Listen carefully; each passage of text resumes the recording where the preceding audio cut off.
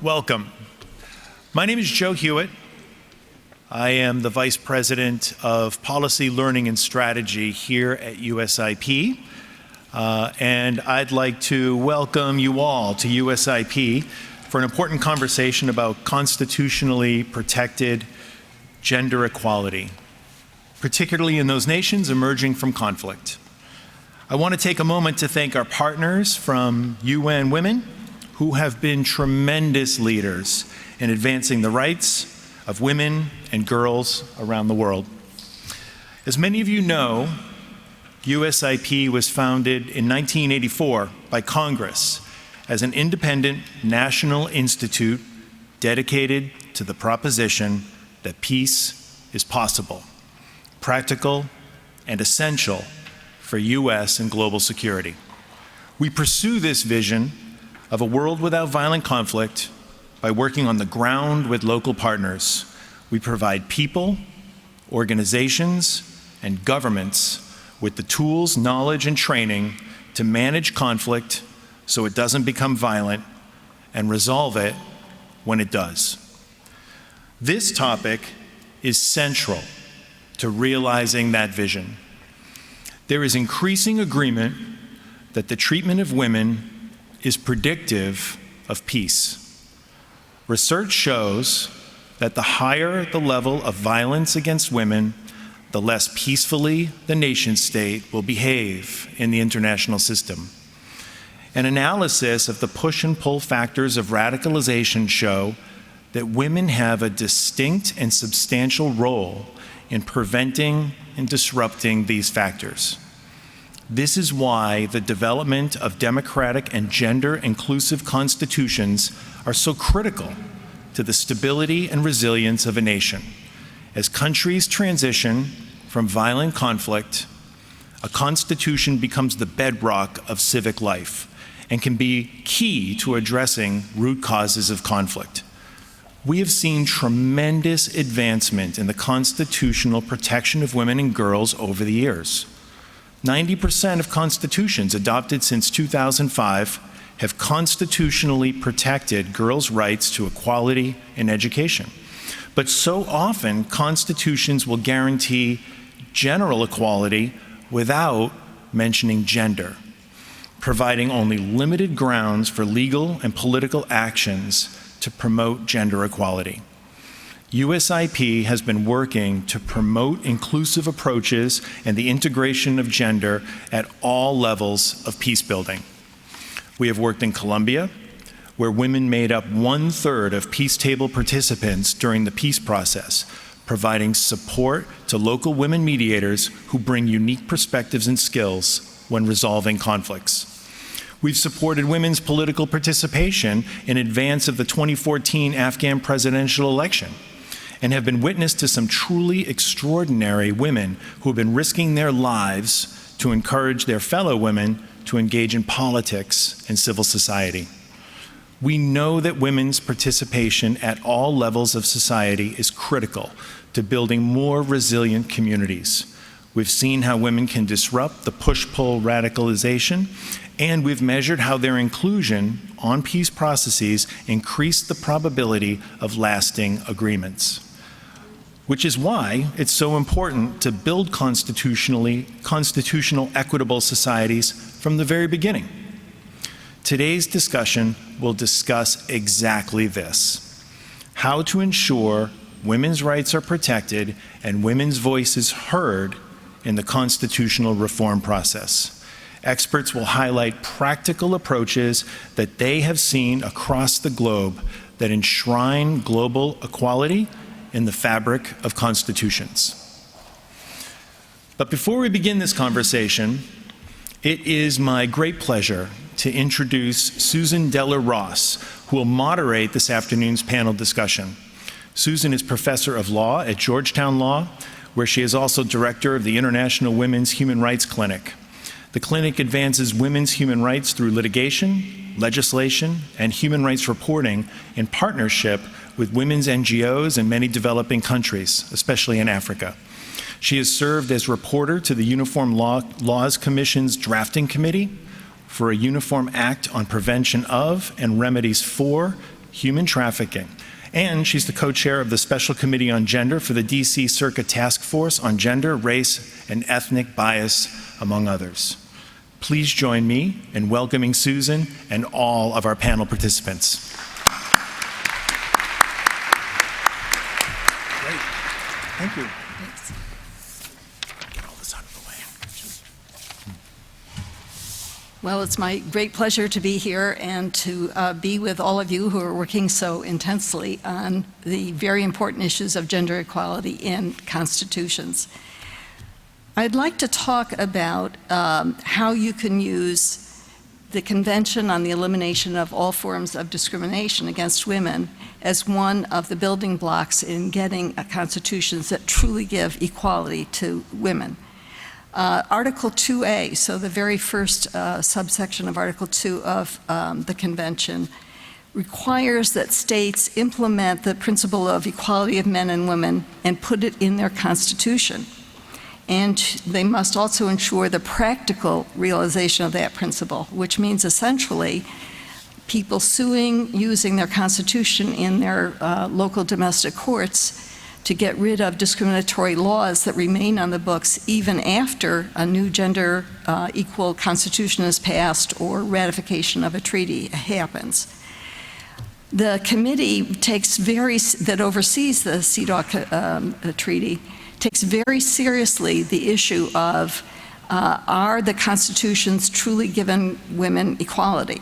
As recently as March of 2016, they recommended to both the United Republic of Tanzania and Vanuatu that they have to comprehensively review their constitutional provisions and ensure that it has definitions of equality that are required by the convention.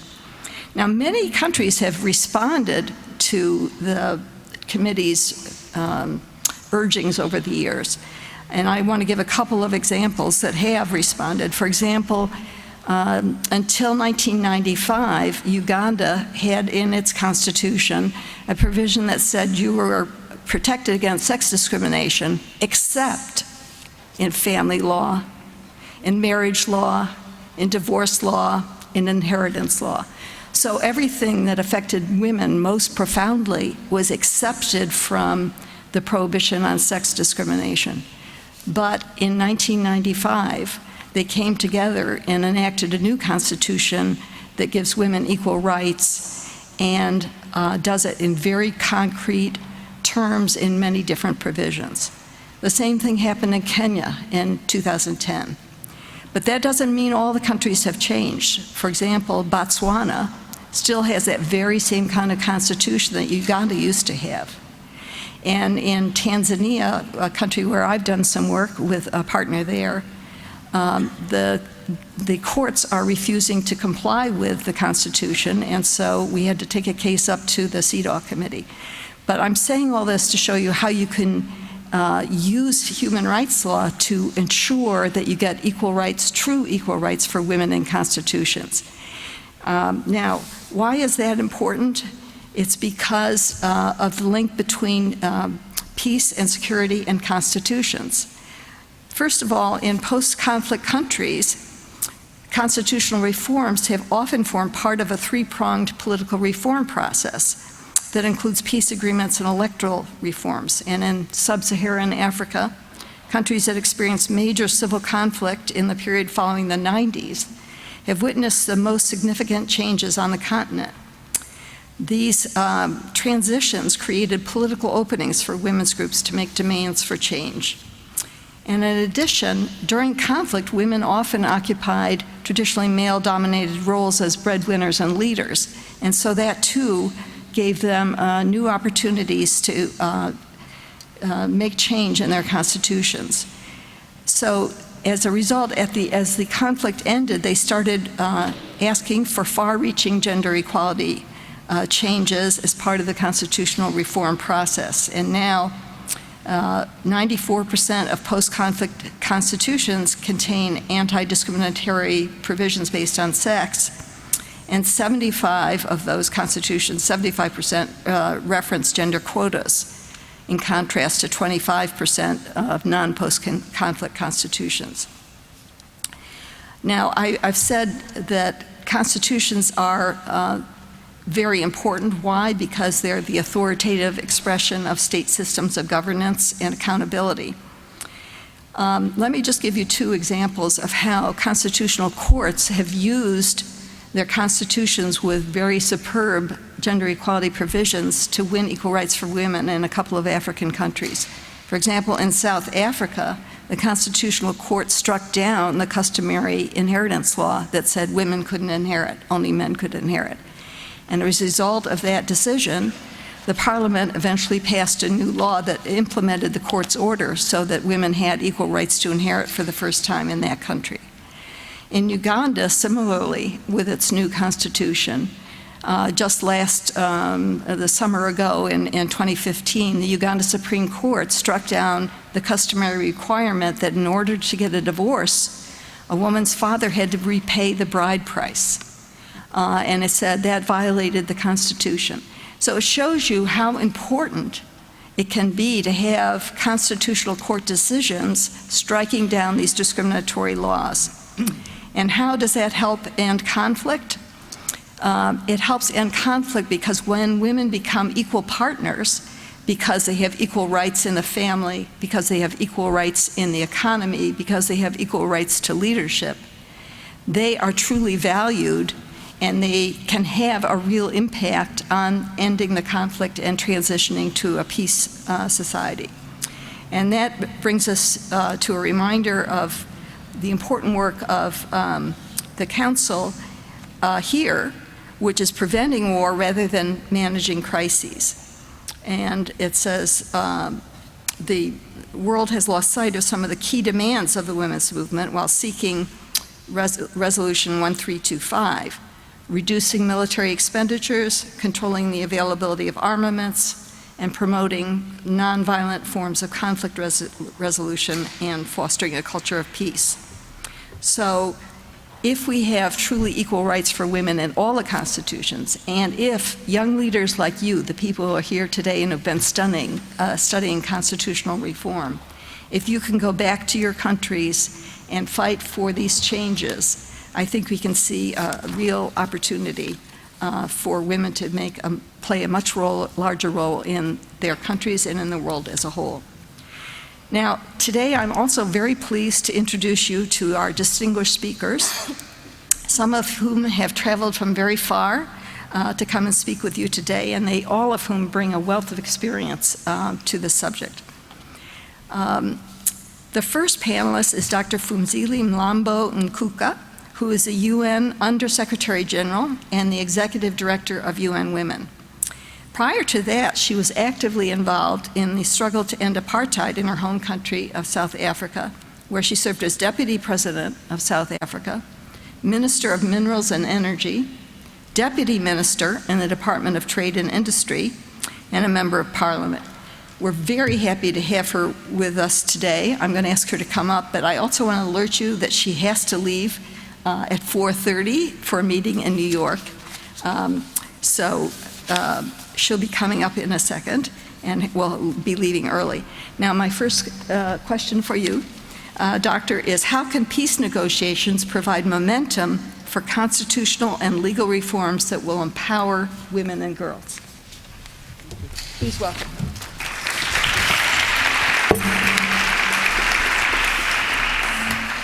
Thank you so much for having us and for your question as well, and your introductory remarks that I think set the stage so well, and to my fellow panelists that I look forward to hear from.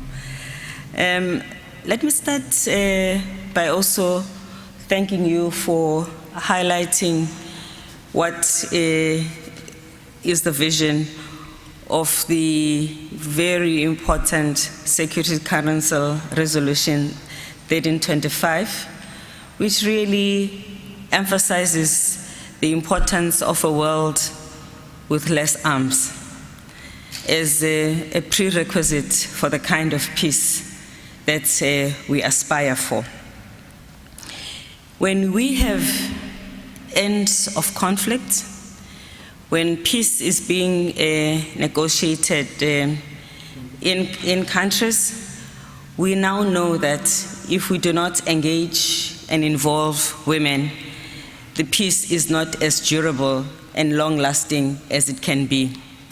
Some of you may be aware that in the year 2000, we evaluated the implementation of Resolution 1325 after 15 years of its existence, and we generated a lot of data and examples that shows that where women have been involved in negotiating peace, that makes a tremendous difference.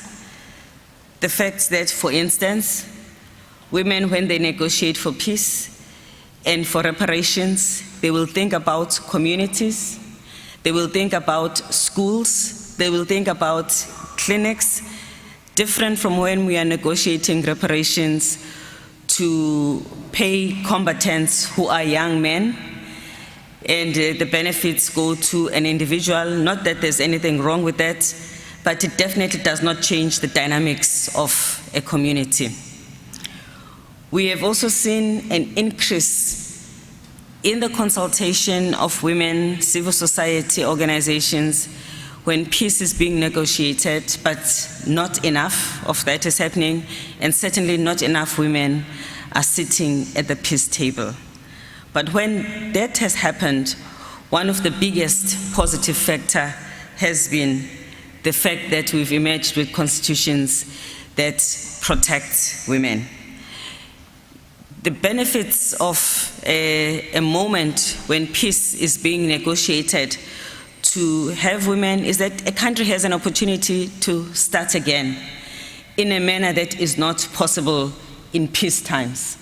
It's almost like a cloud with a silver lining, because lots of things are up for negotiations. So we are able to put quotas, we are able to put special measures, and countries have to comply.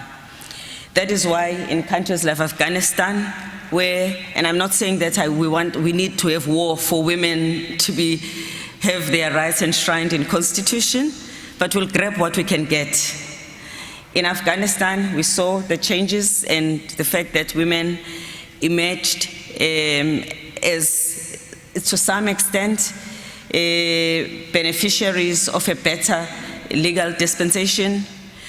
We have seen, even as the work continues, even in South Sudan, the Constitution of South Sudan, notwithstanding the horrific war that we still see there, is much better than constitutions of other countries that are in peace. In Colombia, we have seen the process between the FARC and government, which, for instance, enable the addressing of sexual violence against women to be raised as an issue by both women from government and the women from the opposition, and they were able to come to an agreement about the importance of not sweeping under the carpet these violations. We have also, South Africa is also another country where the Constitution sets the frame for ensuring that all of the laws that we had inherited from apartheid that discriminate against women, where it just did one stroke of the Constitution made to be non-compliant with the Constitution, and it kick-started a process by which we were able to amend or repeal all those laws. So there is a definite benefit in having a gender-compliant constitution, but also when sometimes you have a constitution that is not progressive and you are trying to pass laws that are progressive, the constitution can actually sabotage that process. So this law, that is the law of the land, that is superior to all the laws in most countries, is very important to get right, and then through it to then proceed and do all you can from national to state to local government, and also to challenge even some of the practices and policies in private sector. Thank you.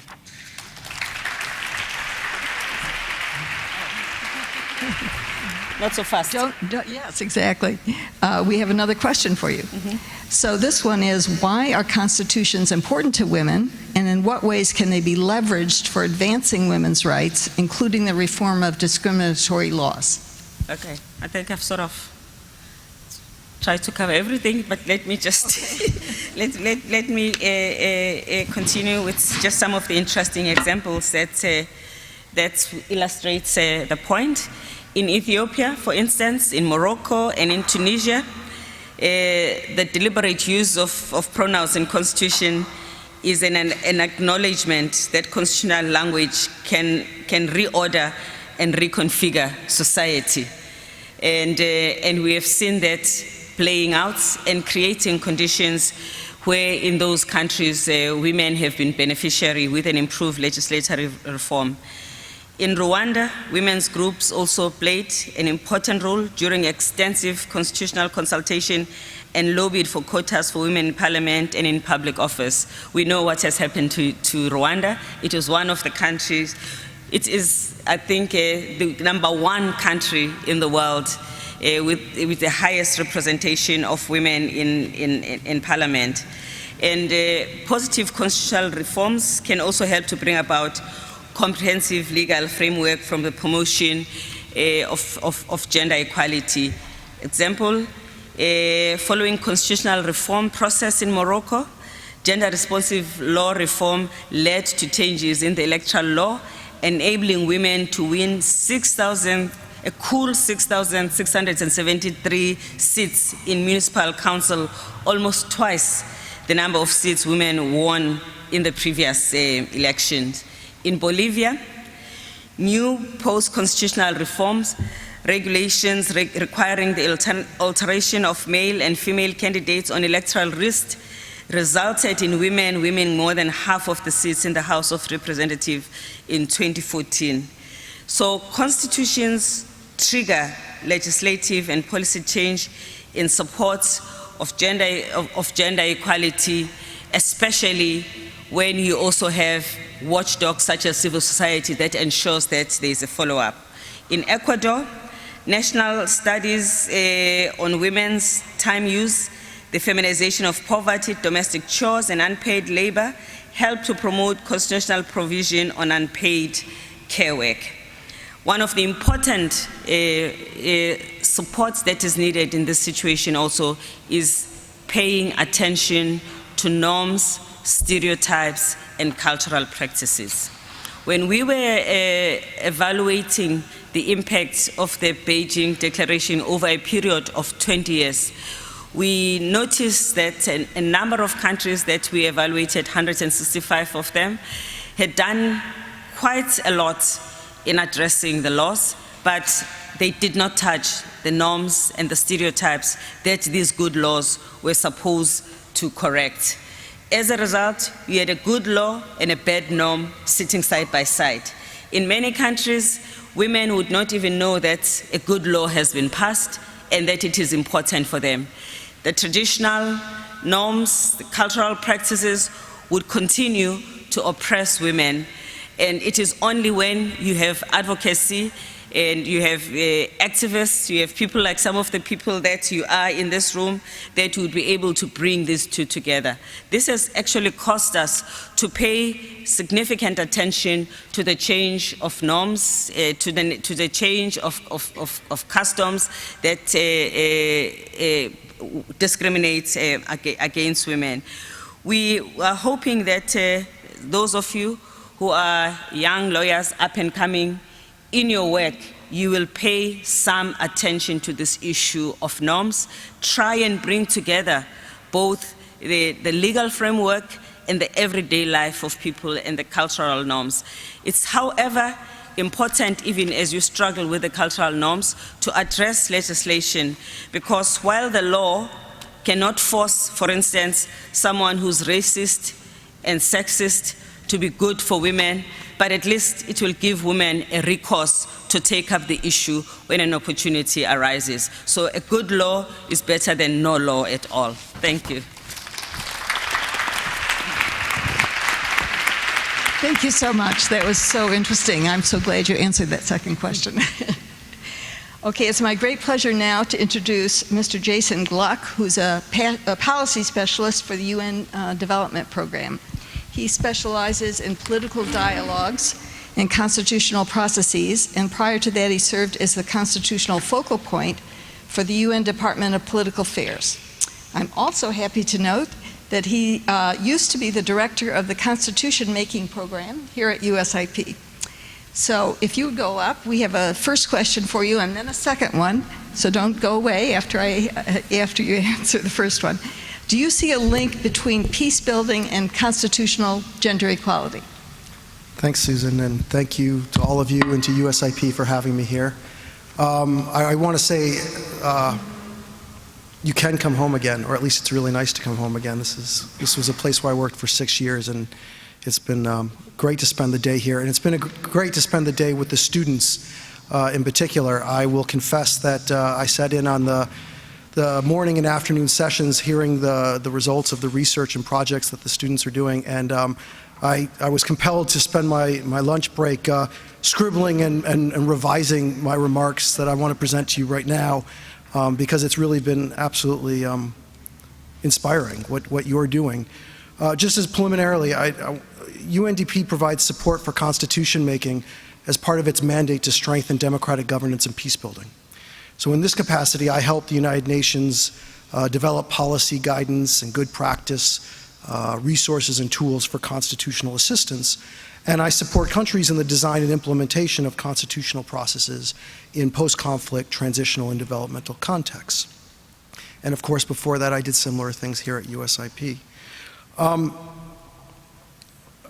When thinking about this link between peace building and constitutions and gender equality, I was struck by the fact that the United Nations, where I work, has as the charter starts with, "We the peoples of the United Nations determined to save succeeding generations from the scourge of war."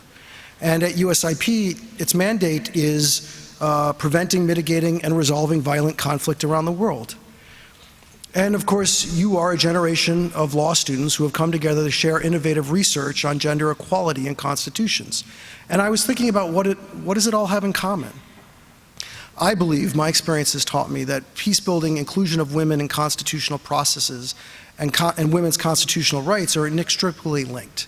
And we have a lot of data to back this up. You've heard a lot of the data, the statistics, the research already, and I don't want to reiterate it. I will say one thing that I found interesting. In addition to the higher incidences of peace building, sustaining peace when women are at the table, there's also this indicator, I want to find it here.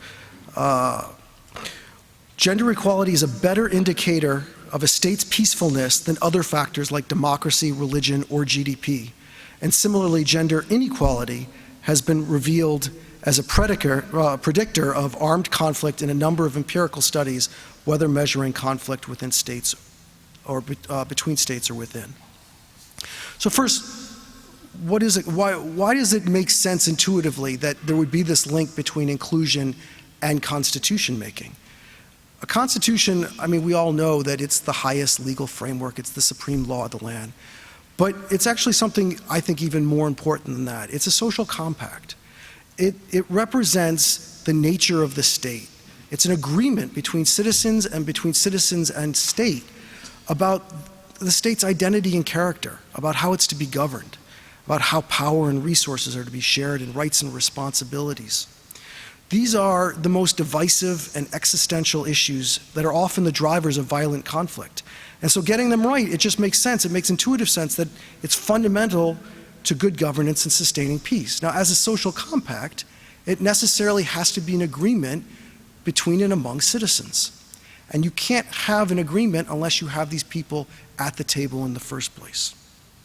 As the fundamental legal expression, the social constitutions provide gender equality advocates a powerful tool to challenge the historical and continuing experiences of inequality that women experience in the courts, the workplaces, the homes, and most aspects of their life. But again, this can only happen if their voices can be heard.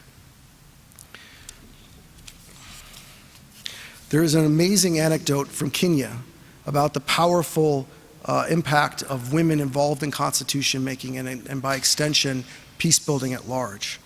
In the 2008 constitutional drafting process, which was born out of electoral violence and the failed constitutional process of 2005, women were at first as divided as any other component of Kenyan society, along religious, ethnic, socioeconomic, and geographic lines.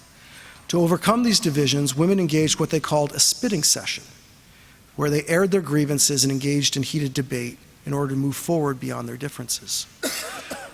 Atsango Chesoni, who served as the deputy chairperson of the Committee of Experts in the 2008 constitutional process, tells us that these spitting sessions not only brought women together on the constitutional agenda, but served a peace-building agenda as well. Constitution drafting, she says, required women to stand together, acknowledge and offer each other sisterhood, listen to each other, and work together regardless of party affiliation, ethnic background, or, she says, whether or not we even liked each other. And so I think it really drives home this link between women's participation in constitution making, gender rights in constitutions, and peace building. I think the link is clear. But it's also clear that there's a critical developmental component to this link. Beyond peace building, the pursuit of greater gender rights in constitutions is an end unto itself. I'm pleased to say while there's much more to be done in this regard, progress is being made. We heard this morning a presentation from our colleague from Malawi about the recent constitutional amendment raising the minimum age for marriage. And in Sierra Leone, there's currently before the president a set of recommendations for constitutional amendments that, among other things, will strengthen equality and anti-discrimination rights for women. This fundamental understanding, this link, is critical for my work. But what got me thinking today is, what does it mean for you? A group of international law students grappling with these complex issues and contemplating the roles you might play around them. As a constitutionalist, I'm no doubt biased, but I believe by focusing your research on gender equality in constitutions, you have identified a crucial theme for academic and practitioner-oriented advocacy. In my own career at both USIP and the United Nations, I've worked with civil society activists, officials of constitution-making bodies, and many, many others to make the constitution building process more inclusive, transparent, and participatory, and in so doing seek to strengthen the ability of the Constitution to reflect the needs and aspirations of citizens and form this social compact. I've not always been successful. Over the years, I've worked on constitutions in Iraq, Libya, Yemen, and South Sudan, countries facing sometimes seemingly insurmountable challenges. And as these countries have descended into greater and greater turmoil and experienced ever harrowing humanitarian crises, my thoughts turn not to the broken off negotiations and discarded drafts, but to the individual champions of peace building through constitution making. I think of Ahmed bin Mubarak, the head of the Secretariat to the Yemeni National Dialogue, who I worked with at the start of Yemen's constitution making process, and whose kidnapping, while on his way to deliver the constitutional draft to the president, further inflamed the civil war. I think of members of the Alliance of Iraqi Minorities, a group of Iraqi NGOs I worked with while here at USIP, dedicated to protecting the rights of the ever more perilous existence of minority communities. I think of women like a woman named Allah from Libya and Asma from Sudan, who are civil society activists who I've seen in a room command a room full of men and take them to task over gender rights and begin to move these conversations forward in a more progressive direction. And I constantly think of the dozens and dozens of experts from around the world who have gone with me to these far-off places, dedicating their lives to helping others resolve violent conflict and seek to sustain peace through constitutional compact. I hope your research I hope through your research you've begun to appreciate the myriad of ways that you can contribute to peace building and inclusive and sustainable development through constitution making and this constitutional compact. And I hope you find ways to build on your research, perhaps as academics or activists, practitioners or pioneers. Some of you might find outlets to work abroad while others of you might fight to reform at home. I take note that many of the students participating in this program come from countries that are in the midst of or just exiting constitutional moments. And given that I'm only aware of 4 countries in the world without a written constitution, it's noteworthy that many of the students here today are from 2 of them. But wherever you come from and wherever you go, the need for young minds and live hearts to champion the cause of inclusive, rights-based constitution making with an eye towards peace building and sustainable development is compelling. An opportunity awaits. I hope you seize it. Thank you.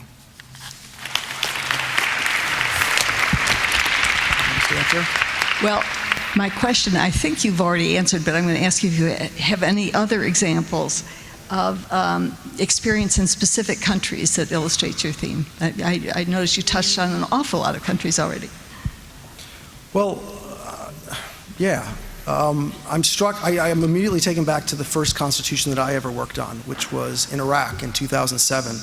I wasn't there for the drafting of the Constitution in 2005, but in 2007 there was a comprehensive review of the entire Constitution, which was built into the constitutional draft itself as a way to try and bring in the Sunni community to support the Constitution during the first referendum. So I was working with the Constitutional Review Committee, which was a committee of parliament, which had approximately 30 members representing the Sunni, Shia, and Kurdish communities. And I believe of the 30 members, 29 were men, and I never met the woman. So this negotiation obviously was men representing communal interests. And as part of the United Nations, we did come in and offer some ideas on where women's rights in the Constitution could be strengthened. And I remember vividly a series of conversations that we had with our Iraqi counterparts, where we went to one of the communities and we said, what do you think of A, B, and C in terms of strengthening gender rights in this constitutional draft? And they said, we support this. But we're fighting for X, Y, and Z. As a community, these are the interests that are existential to us, the ones that we absolutely must seek to achieve. And we know that we're going to have to, bargain and wheel and deal and negotiate in order to get them. If we fight for your list, we're using political capital that we're taking it away from the issues that matter most to us. And we heard this from another community as well. And we went through, and the lesson, and I'll tell you what, I truly believe two things from these conversations. One is that our counterparts were being sincere. I truly believe that if they had been called to vote, yes or no, on amendments that would have strengthened gender rights in the Iraq Constitution, they would have voted yes. But I also believe they weren't going to stick their necks out and be the first to broach the issue, because it would have weakened their bargaining position in areas that mattered most to them. And the lesson that I took from that is you have to get women in the room. It's not enough to have progressive minds. You have to get people who are going to prioritize these issues and champion these causes. I saw that then play out in Yemen many years later, where the constitutional drafting body was, I think, 20% women. Certainly not commensurate with what it would be proportionally, but these women were the live minds and the live hearts, and they did champion these causes, and we saw them go up toe to toe with men who came from a more conservative, traditional background, and were extremely reluctant. But not only did women have normative arguments to draw upon, they also had the benefit of a national dialogue that had come before, where you had a very significant women's participation. And there I would just go to a second lesson a third lesson. I guess if the second lesson is, first lesson is get the women in the room, the second lesson is see what happens once they're there. It's pretty powerful. The third lesson is there's a role for the international community in all of this. When the United Nations was called to help mediate the national dialogue in Yemen, our special envoy at the time, Jamal Ben-Ammar, saw that women were being significantly underrepresented in the national dialogue, and had to strike this balance between the desire to bring values and norms to the table, but also respect the national ownership of the national dialogue process, or the sovereignty of any constitutional process. And what the special envoy did in this case is said, look,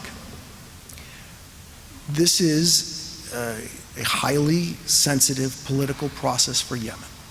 And if there is a gender quota for participation in the national dialogue, where different constituencies are able to appoint representatives in a limited fashion. So each political party might get, 4 seats.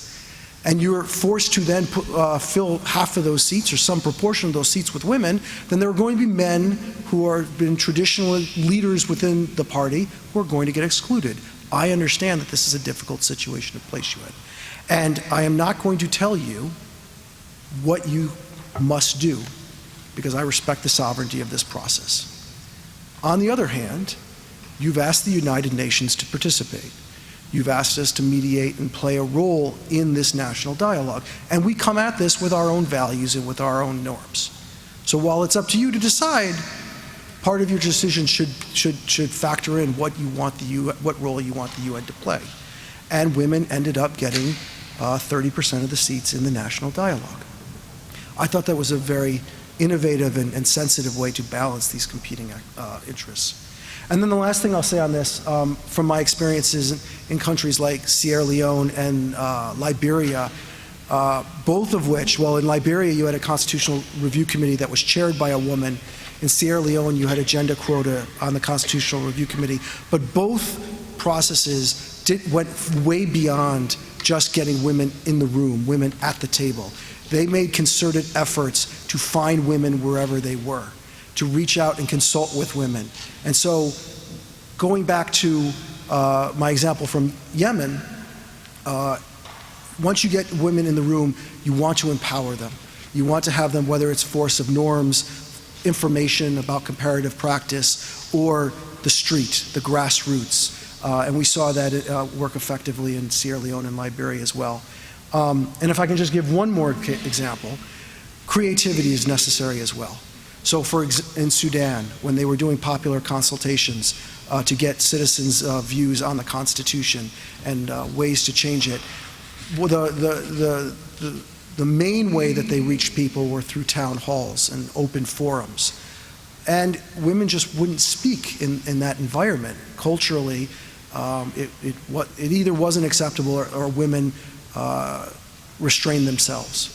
So women leaders decided they would do something, what they called tea sessions, where a prominent woman within a village would host a tea session in her home and bring women together where they could have a conversation about the Constitution in an environment that was much more conducive, and then feed that back to the people that were leading the process. All of this is a very long-winded way of saying that getting women to the table is critically important, empowering women is critically important, and then finding ways to magnify that voice. All of it, to me, are the essential ingredients of my earlier remarks about this link between peace-building, constitution-making, and gender rights. Thanks. Those are inspiring examples. Our third panelist is Habiba Osman. She's currently working as a program specialist at UN Women Malawi and is responsible for the Elimination of Violence Against Women and Girls program, as well as a constitutional and human rights portfolio. Habiba has been a human rights activist and defender throughout her career. She spearheaded a campaign for the enactment of the Trafficking in Persons Bill into law in 2015 while she was working with Norwegian Church Aid. And at UN Women, she has mobilized stakeholders to amend the constitutional age of child, to end the permission for child marriage and move it to a requirement that all who marry must be at least 18 years old. It used to be 16. So no longer is child marriage permitted. She's a recipient of the prestigious Fulbright Scholarship, and as a fellow, she obtained a master's degree in international human rights law at the Center for Civil and Human Rights at Notre Dame Law School. So it's my pleasure to introduce her to you all. And our first question is, could you tell us what role the UN Women played in the constitutional review in Malawi? What was the review about, and how did UN Women ensure the participation of women? Thank you very much. Thank you, my colleagues from UN Women, for putting me on the spot with our ED today. And thank you, my colleagues also from Vital Voices who are here, who we work together. I'll be brief. UN Women started the country office in 2013. It's a new agency in Malawi. But one of the critical things that UN Women brought in the UN system was the fact that it could mobilize civil society organizations as well as women organizations and traditional leaders.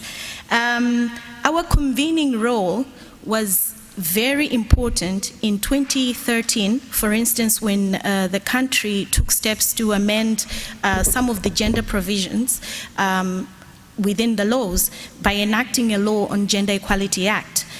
Following that, UN Women also engaged other stakeholders by bringing in agencies like UNICEF and UNFPA at the table, together with civil society. Our strong mandate of bringing civil society was very critical at a time when the review process started in 2007 and 2010.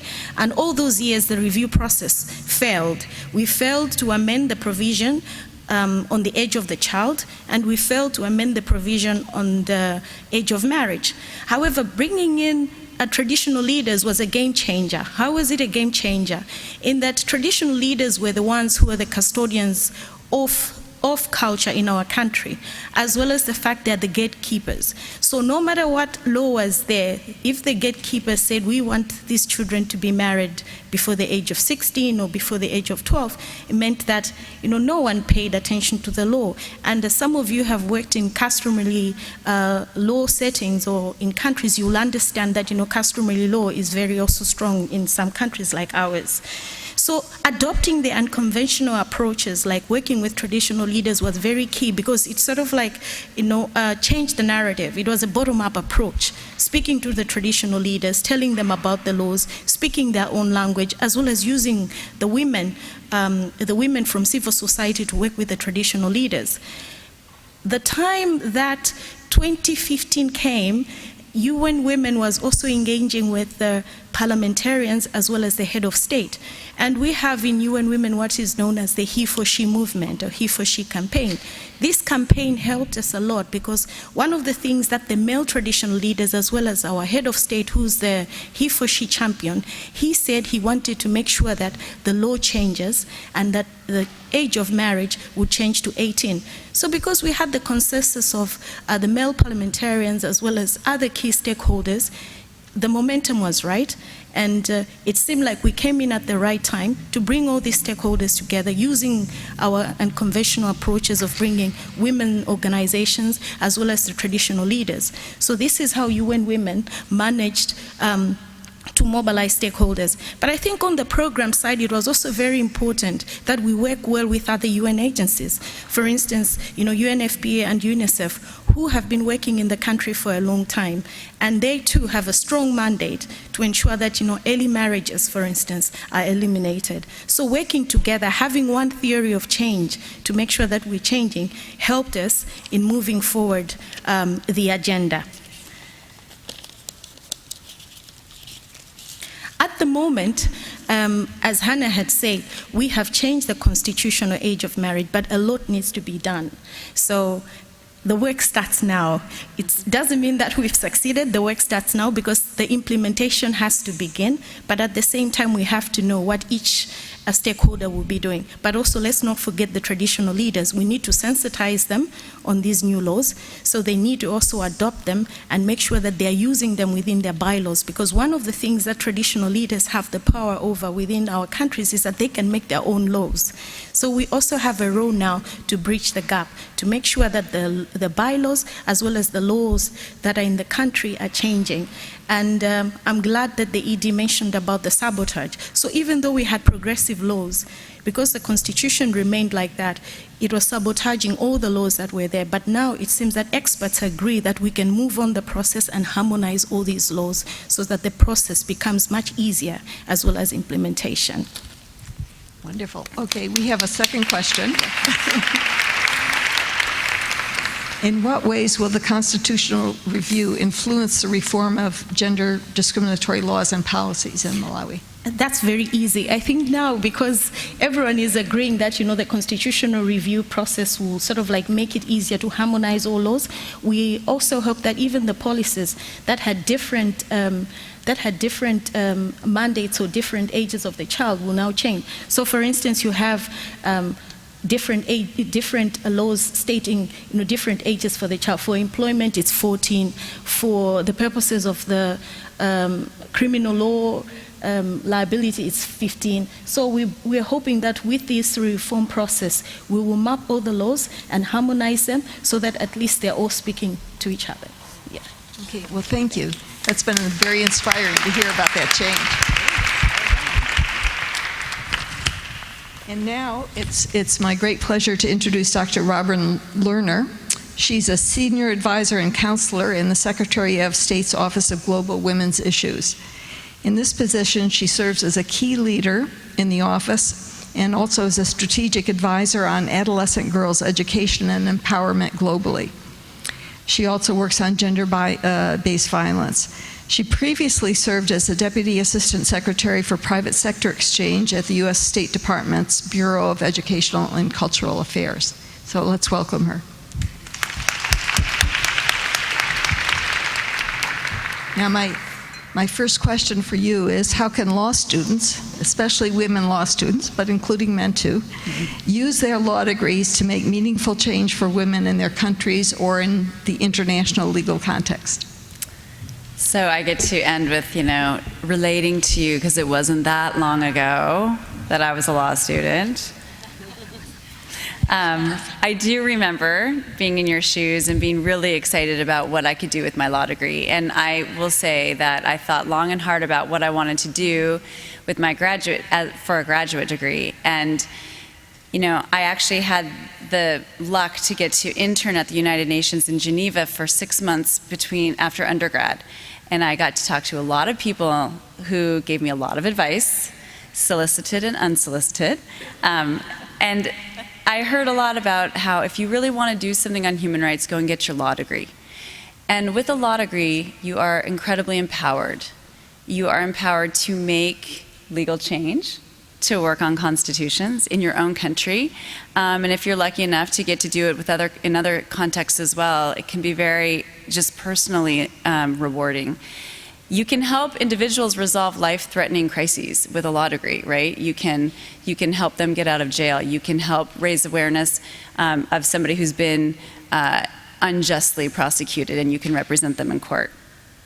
One of the things that I did as a young lawyer, and I thought I learned as much as I tried to contribute, was bring comparative legal norms and ideas and principles in a transitional administration. And I did this in Kosovo, where I actually had the chance, and I think the Madam Director spoke about at those moments when there's a crisis and the law breaks down and you have the chance to build it back up, you have this opportunity to do something very progressive and really big. And sometimes the opportunity is so great to do that with a bunch of international lawyers working within the UN context or some other international context. But oftentimes the legal practitioners are not able to keep up with those new ideas. And so you really need to build in legal trainings and judicial trainings and careful reform of the law. But you have the chance to do that with a law degree. So as I said, I worked in Kosovo, where I actually got to work on human trafficking. There was a terrible crisis of trafficking after the bombing, and we had learned some lessons from Bosnia, but not enough. But we did have the chance eyes were on this issue, and we created a lot of new legal structures and implementation. And I also did the same thing in Croatia, not on trafficking, but I did get to go in after the legal framework was established through Dayton. And I will tell you what was really interesting in both of those occasions was my ability to work with law students, just on sort of almost a peer-to-peer, but just a recent grad to law students, where legal education was not nearly what legal education is in my country. And at that time, they were not building up a cadre of really well-skilled lawyers that would be operating in the new changing environment of their country and globally. So the idea of clinical education was not widely known, and I was able to work with the American Bar Association, where we worked with the Law Studies Department to build in clinical programs. So those are all things that are really interesting and exciting to be able to do. as a lawyer, as you move forward, I would say that you have many paths in front of you, right? You can go into private sector, you can go into work in a firm, and you can do corporate law, you can do public interest law, you can work in the government. And right now I don't actually actively utilize my law degree, but having a knowledge of the law has been incredibly helpful in the work that I've done across my career.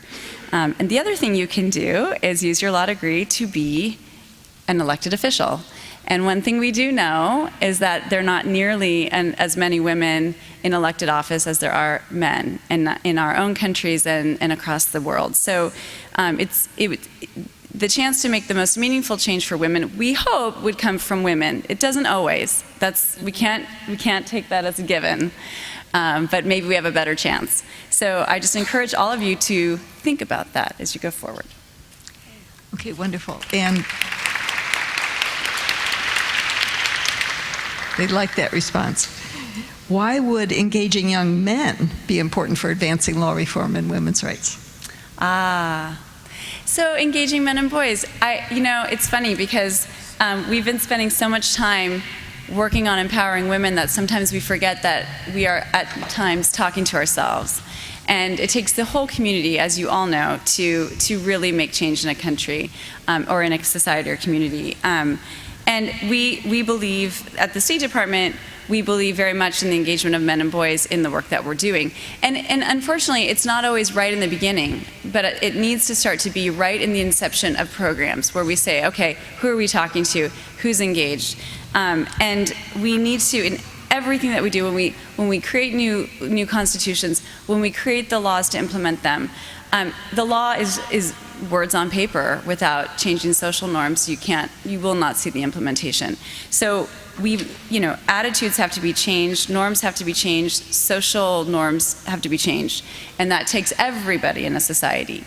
And sometimes it's hard because groups that are working to empower girls, for example, we're very focused on giving girls the chance to step up because they haven't had that chance. But if you step girls up and you don't engage the boys at the same time, then where's the understanding between them? But you also have to be very aware of the void that can create on the other side. So I think one of the things that is incredibly important is for us to think about how we do bring men and boys into women's empowerment and gender equality. It's not always a comfortable place for men in a community. The value proposition to them is not the same as it is to us. And you have to make the value proposition very real, as we know from especially in the work in Malawi, where Habiba is doing a lot of work with a particular chief who's changing her bylaws, and all the work on the changing of the bylaws. There has to be something in it for everybody. So we have to think about creating a role for men and boys from the beginning to be part of this work. And I just say, do not ever forget that.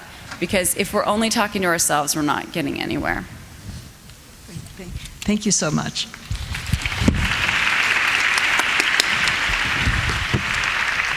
Now, I'm delighted to give you some time to ask some questions. You've been listening very patiently. So you can ask it of any or all of the panelists at once. Yes. Could you stand up and maybe come up front? Oh, there's a mic for you. Yeah.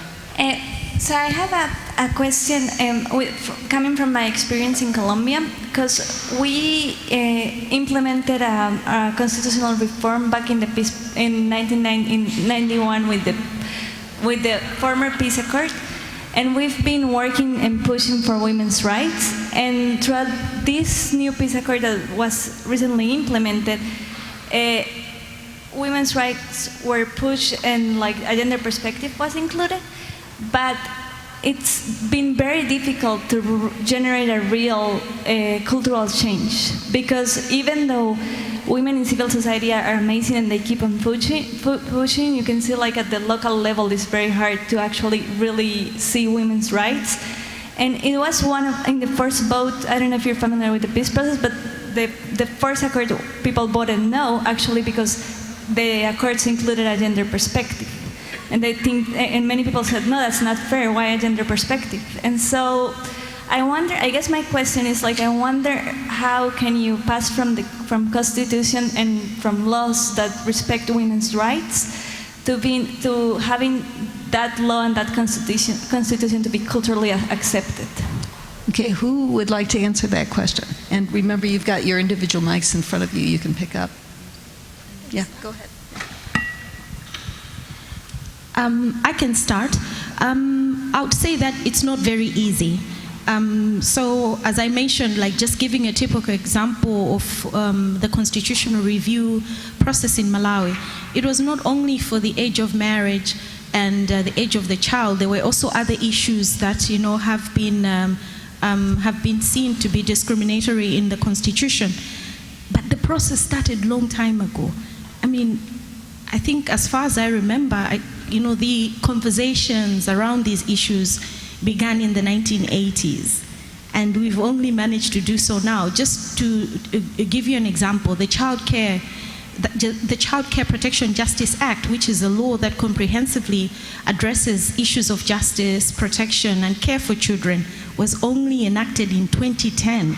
2010 to have a law for children, but it took a long time. So it's not a process that takes 5 years. It can take more. But I think what is very important, during the process of trying to review or to reform laws, what you need to do is at each and every stage identify key players. Who are the key players? And also the conversation has to be shared widely in schools to the young people and many others. So I think in that respect, we have managed to sort of push the cultural narrative, the conversation. As I said, they failed in 2007, they failed in 2010. But now the conversation was like, okay, maybe lawyers are talking to one another, maybe we're just speaking to one another legal jargon. Let's see what the people want. So using the bottom-up approach, reaching out to the grassroots and to the people that didn't understand the law. But if you try to make sense and speak about the women's rights, as well as the fact that women's rights are human rights, and then we should not violate children's rights, it started sinking in the traditional leaders, who, by the way, were the perpetrators themselves, and who were also very resistant for the communities to change. So I think, I will not speak about your context, but I think in our context, it was very important that each and every stage we identify who were the key players. Would it be the religious leaders? Could it be the chiefs? Or could it be, other people within the community, and making them champions for change? This is what happened in Malawi, but it was a process that took a lot of time.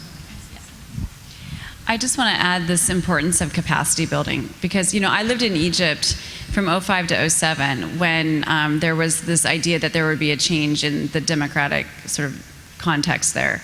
And then Tahrir happened, and people there did not have the opportunity to build a strong civil society that is a core in having any kind of massive change, a legal change be actually implemented, and just creating a social change.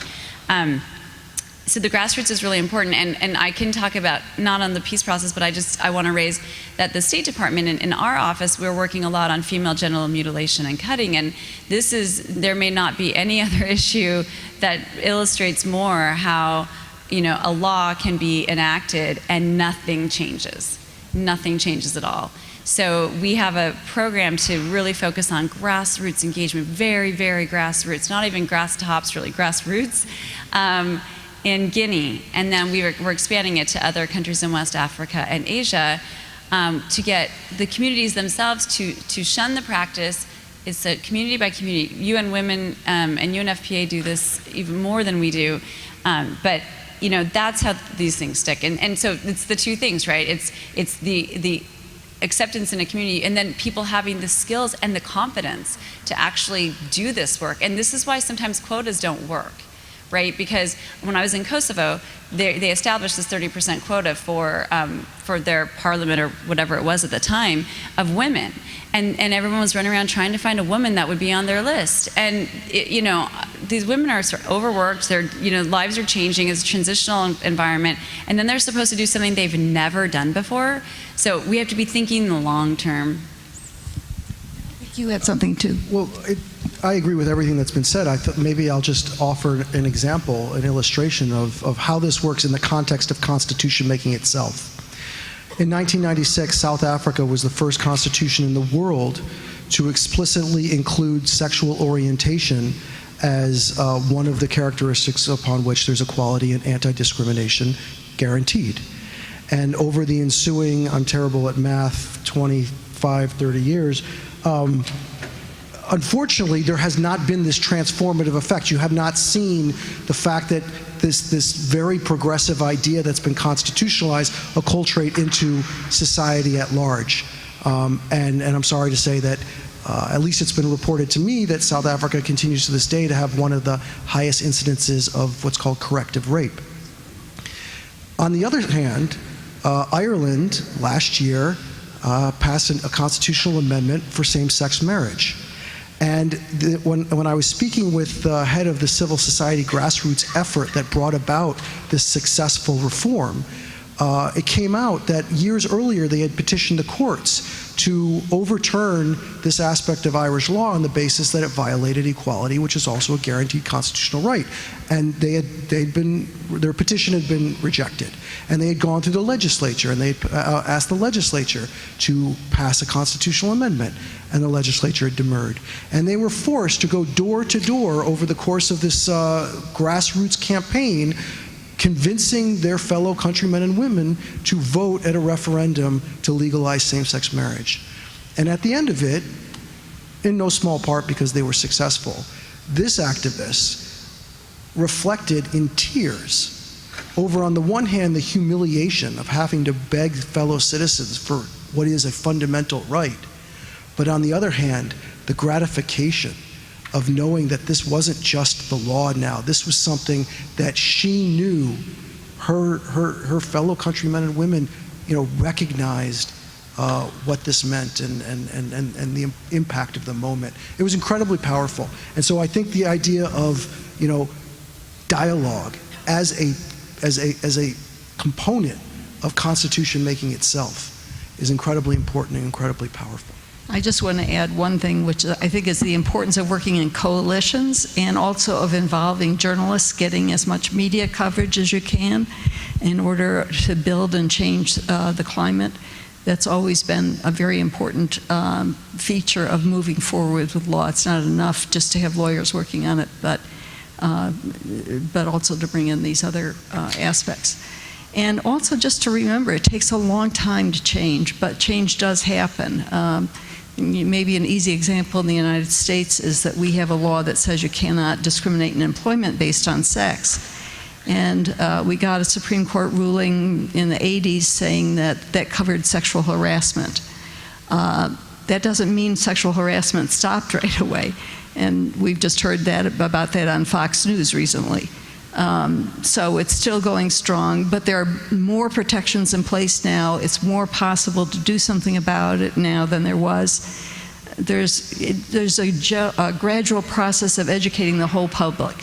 And so I think lawyers can also do a lot in terms of educating the general public about what their rights are and trying to get other people to understand. So I just wanted to add that. And now let's, do we have another question? Yes, in the black jacket. Yeah.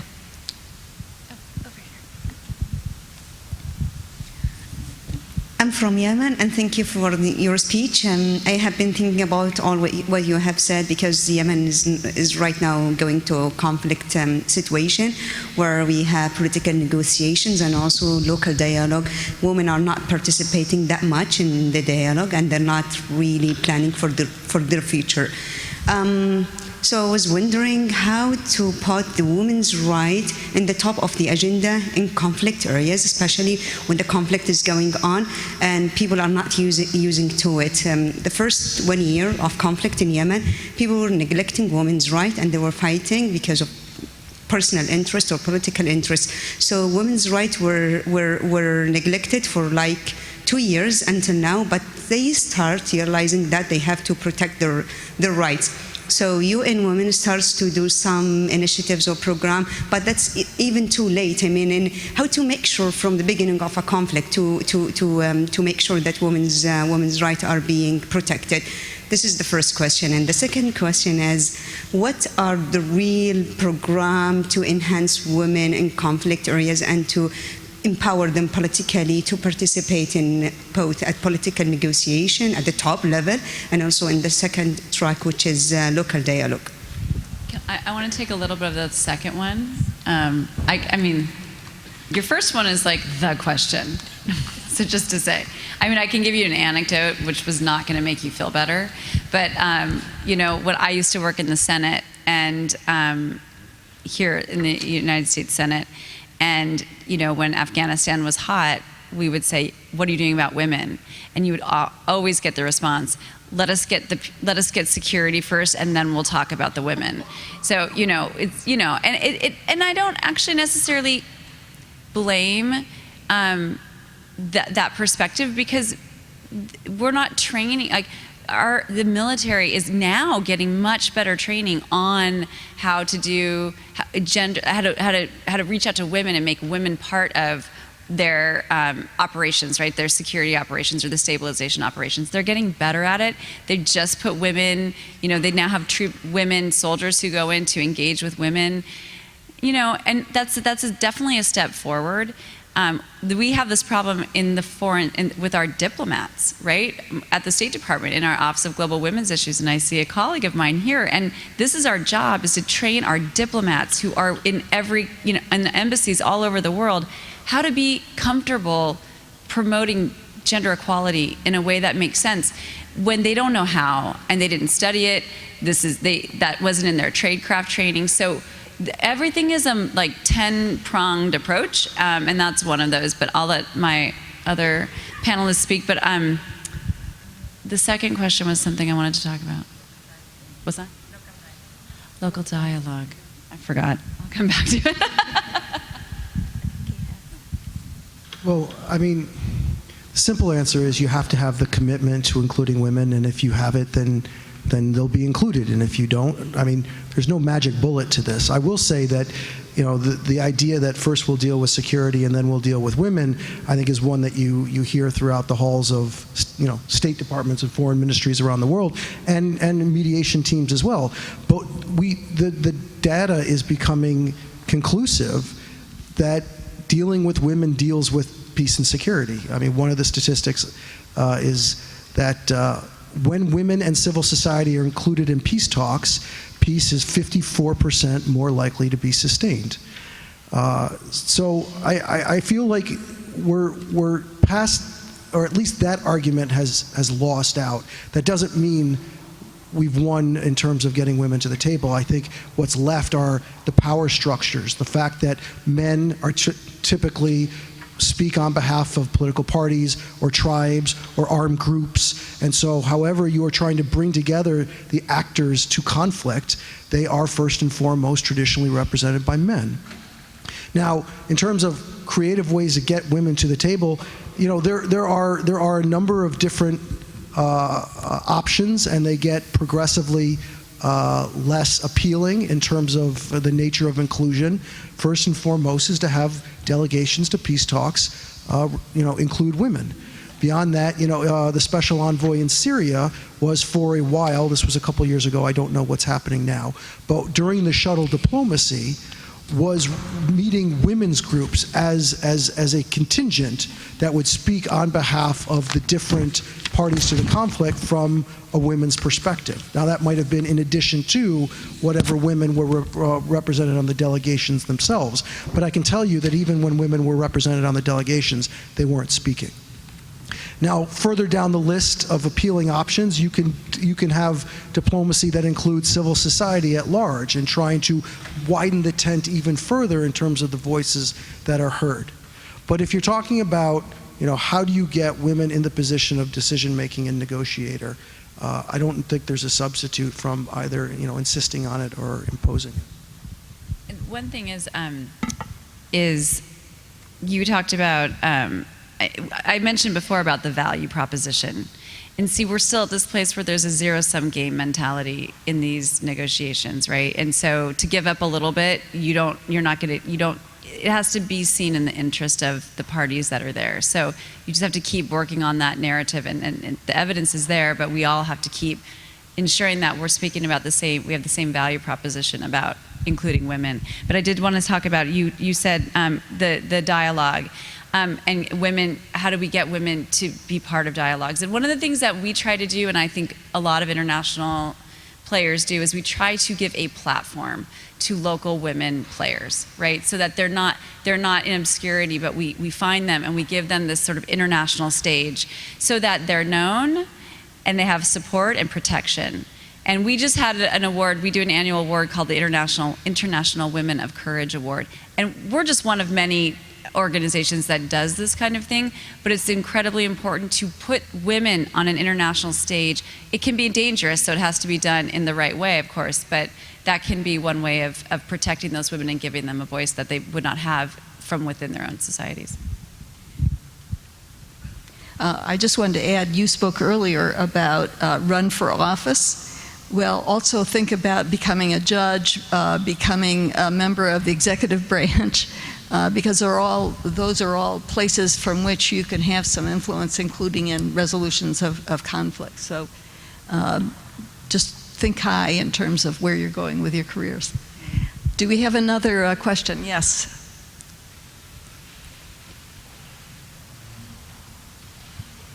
Thank you. I wanted to address the recent cuts to UNFPA and how these cuts will limit or constrict the current work of UN Women and other women programs internationally, and how perhaps can we as young professionals, not all of us being lawyers, contribute to civil society in a way to help fill that gap in light of these cuts.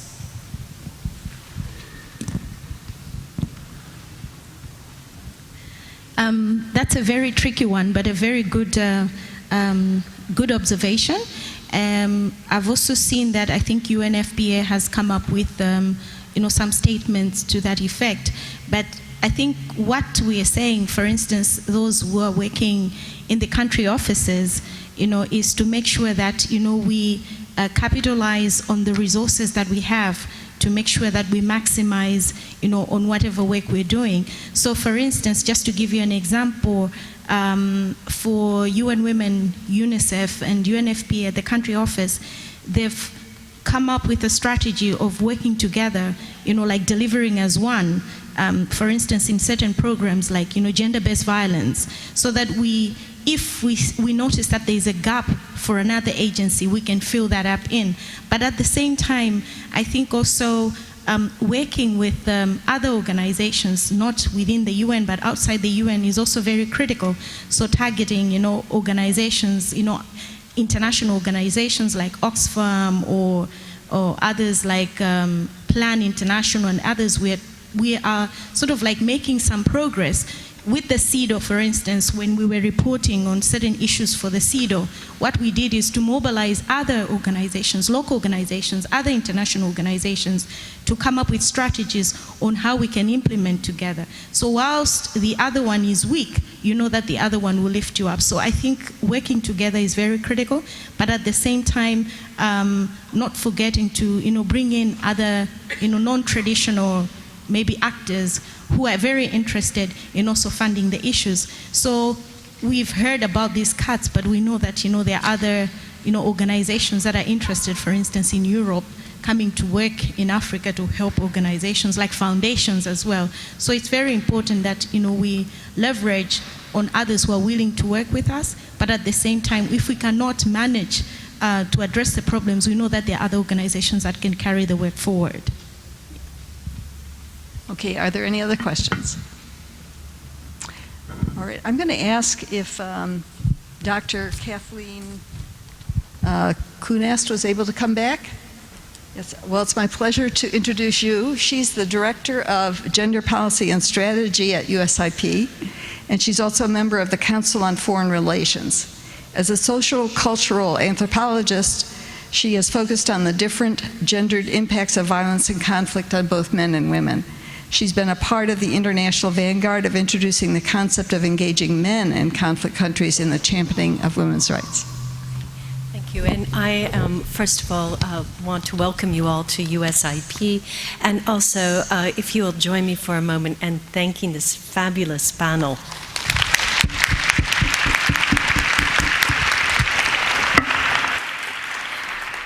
This has been a really rich discussion, actually all day, first with the graduate students and their professors, and then for this forum today. And I have to admit, I'm not a lawyer.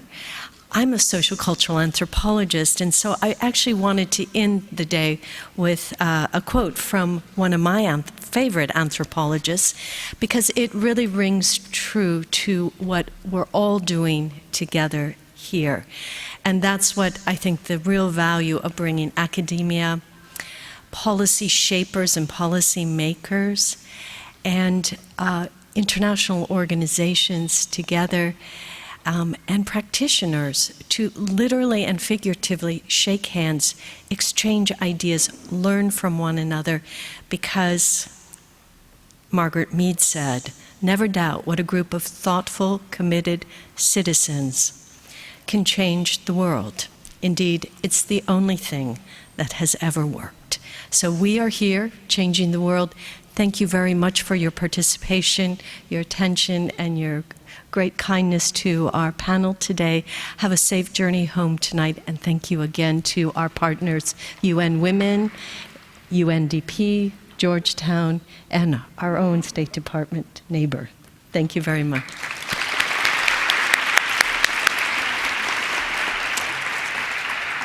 On closing, I feel very badly that I've alienated the non-law students in the audience, so all my advice goes to all of you.